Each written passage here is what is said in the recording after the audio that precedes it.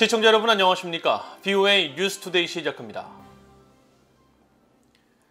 바이든 정부가 북한 핵실험에 대한 강력한 대응 방침을 거듭 확인하는 가운데 미국의 전직 관리들은 북한 정권이 7차 핵실험을 강행할 경우 미국의 전략자산 배치와 함께 연합훈련을 강화하며 북한 지도부를 압박해야 한다고 강조했습니다.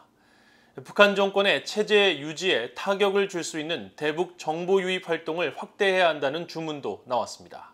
첫 소식 박형주 기자가 보도합니다.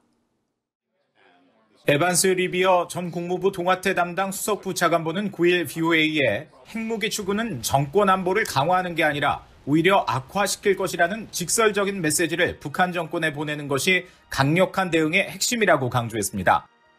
특히 미국의 전술 전략 자산 배치와 함께 미한 연합훈련을 강화하는 게 북한군에 큰 부담이 될 것이라고 말했습니다.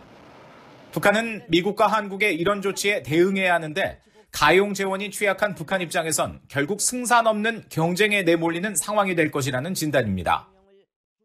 So if the United States and the Republic of Korea, in my view, can persist in following this course, this approach has the potential to convince North Korea to reconsider the value and the utility of relying on nuclear weapons.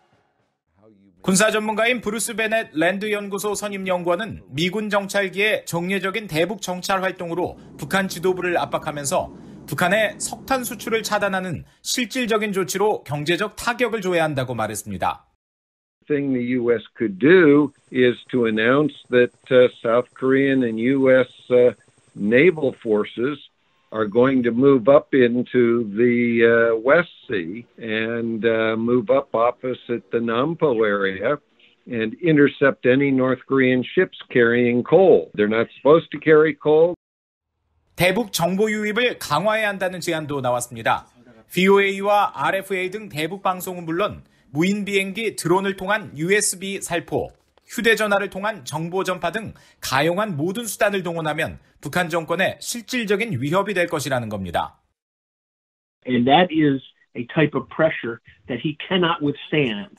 With that pressure, it will either lead him to the conclusion that he has to negotiate in good faith, or it will be his downfall by his own elite and people.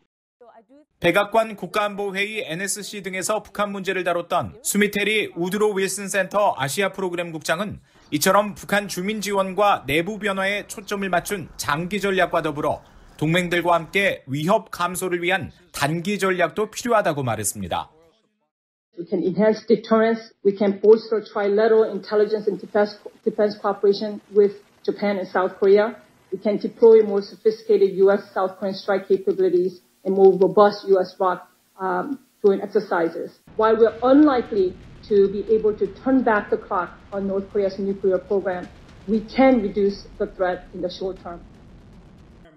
한편 해리 해리스 전 주한미국 대사는 북한의 추가 핵실험은 평화에 대한 작은 희망마저 산산조각 낼 것이라고 말했습니다.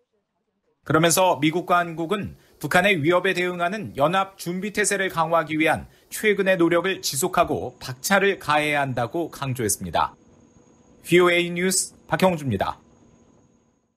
미국 하원 군사위 준비태세 소위원회가 주한미군의 신속한 전투력 확보를 강조하며 스트라이커 여단 전투단의 순환 배치에 대해 면밀한 평가를 요구하는 내용 등을 담은 2023 국방수권법안 초안을 의결했습니다. 주한미군에 대한 한국의 비금전적 기여액도 전년보다 늘어날 전망입니다. 이조은 기자가 보도합니다.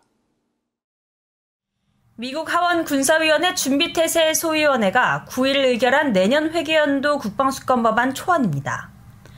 초안에는 미군이 한국에 순환 배치하는 전투여단을 전면전 발발 시 신속 전개가 가능한 구성으로 변경할 경우 이점과 관련 비용 등을 평가한 보고서를 내년 2월 15일까지 육군 장관이 하원 군사위에 제출할 것을 요구하는 내용이 담겼습니다.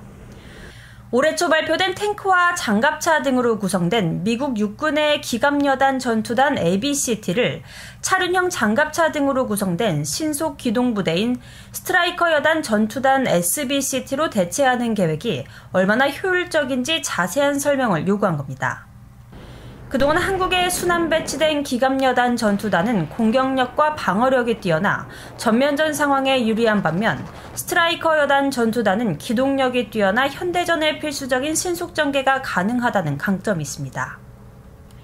특히 3,600명의 병력으로 구성된 스트라이커 여단 전투단은 첨단 기술과 유연성에 지휘 통제 통신 컴퓨터 정보 감시 정찰 타격 능력까지 갖춘 C4ISRT로 무장한 막강한 전투력을 조기 경보 체계 발동 과정에서 고도의 기동성을 자랑하는 장점이 있습니다. 위원회는 초안에서 한반도보다 병력의 준비 태세와 신속 전개 능력이 더 중요한 곳은 없다며 주한미군은 동맹국들을 안심시키고 공격자들을 억제하는 노력에 필수 불가결하다고 강조했습니다. 그러면서 스트라이커 여단 전투단은 기갑여단 전투단과는 다른 일련의 역량을 제공할 것이라며 이런 변화와 관련된 이점과 단점, 그리고 위험이 더 잘 이해돼야 한다고 강조했습니다. 폴 라케메라 주한미군 사령관은 지난 2021년 상원 인준청문회에서부터 이런 신속한 기동 전투력의 중요성을 강조하고 있습니다. I think early warning systems are extremely important. C4ISRT is extremely important on the early warning, and then the focusing on the training and readiness. 내년 회계연도 국방수권법안 초안은 또 주한미군 비용과 관련해 한국이 7개의 주한미군 기지 관련 건설 사업에 총 7억 4,980만 달러를 투입하는 계획을 미국이 받아들이도록 하는 내용이 담겼습니다. 이는 전년도 국방수권법을 통해 승인된 한국의 기업은 5억 520만 달러보다 늘어난 규모입니다. 하원 군사위 각 소위원회가 의결한 안건은 국방수권법안 초안에 포함돼 오는 20일 군사위 전체 표결에 붙여질 예정입니다. 상원은 다음 주 군사위 각 소위원회 비공개 의결을 거쳐 오는 15일 혹은 16일 군사위 전체 회의 표결을 실시할 것으로 예상됩니다. 상원과 하원은 각각의 국방수권 법안을 의결한 뒤 양원 조율을 거쳐 최종안을 마련하고 이어 법안은 대통령의 서명을 거쳐 발효됩니다. VOA 뉴스 이존입니다.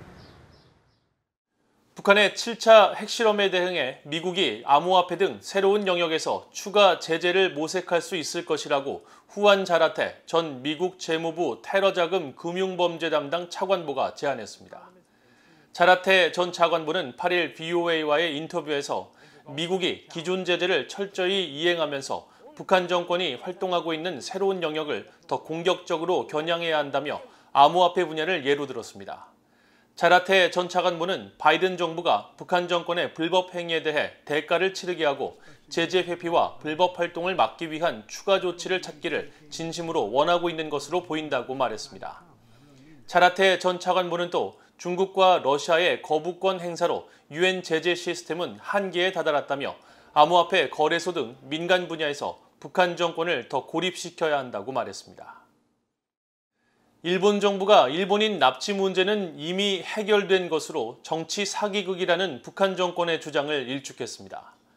주미 일본 대사관 공보실은 9일 일본인 납북자 문제와 관련한 북한 정부의 최근 주장에 대한 VOA의 논평 요청에 그런 발표에 일일이 언급하는 것을 자제하고 있지만 일본은 관련 주장을 절대 받아들일 수 없다고 밝혔습니다. 공보실은 그러면서 일본은 납치 문제, 핵무기와 미사일 등 다양한 문제를 포괄적으로 해결하고 불행한 과거사 해결을 통해 국교 정상화 실현을 목표로 하는 2002년의 북일 평화선언을 바탕으로 하는 입장을 계속 유지한다고 설명했습니다.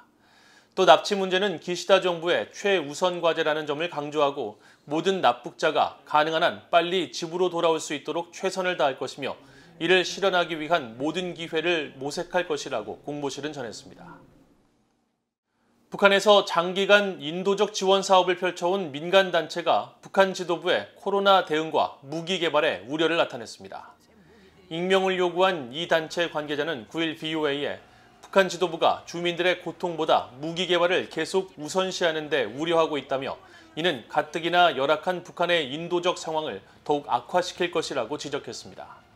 그러면서 북한 지도부의 이런 조치로 영양실조와 적절한 의료 서비스를 받지 못해 조용히 숨져가는 사람이 크게 늘었을 것으로 확신한다며 거듭 주민들의 안전에 우려를 나타냈습니다. 이런 가운데 유엔 인도주의 업무조정국은 북한의 군사적 도발 위협이 점증하는 가운데에도 인도적 지원은 정치적 고려 없이 진행해야 한다는 기존 입장을 재확인했습니다. 유엔 인도주의 업무조정국 대변인은 9일 북한의 군사적 긴장 촉발이 인도적 지원 사업에 어떤 영향을 주느냐는 VOA의 질문에 지원 전달은 인류애와 중립성, 공정성, 독립성의 인도주의 원칙에 따라 정치적 고려에 영향을 받아서는 안 된다고 답했습니다. 이상으로 VOA 뉴스투데이를 모두 마칩니다. 시청해주신 여러분 고맙습니다.